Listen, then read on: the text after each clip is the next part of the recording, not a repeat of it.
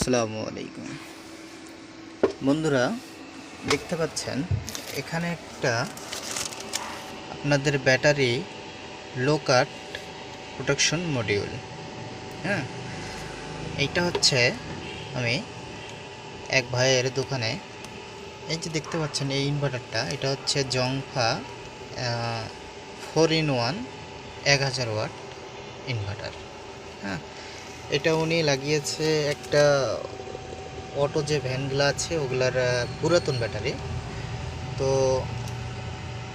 ওনার কথা হচ্ছে যে এটা মানে ব্যাটারিটা যখন একটু লোতে চলে যায় চার্জ, তখন এই ইনভার্টারটা কিন্তু অটো করতে পারে না। হ্যাঁ, এটা আপনার এই আপ ডাউন মানে অফ হয় আবার অন হয়, এরকম করতে থাকে।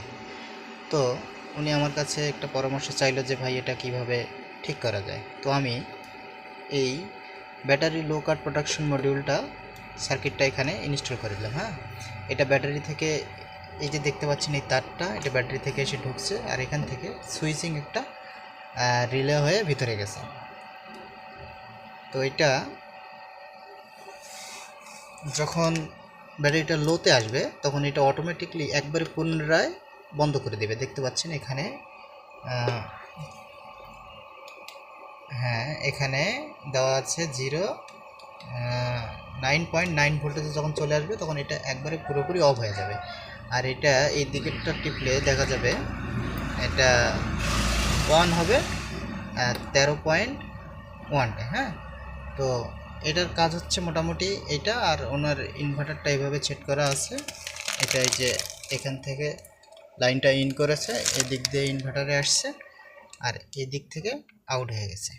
তো আমি যদি এখন কারেন্টের লাইনটা বন্ধ করে দেই, বন্ধ করে দিলাম, তো এখন কিন্তু ইনভার্টারটা অন হয়ে গেল।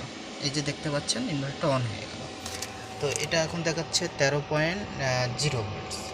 তো এটা যখন একবারে লোতে আসবে, এই পর্যন্ত যখন আসবে তখন এটা একবারে অফ হয়ে যাবে, আর আপ ডাউন হবে না।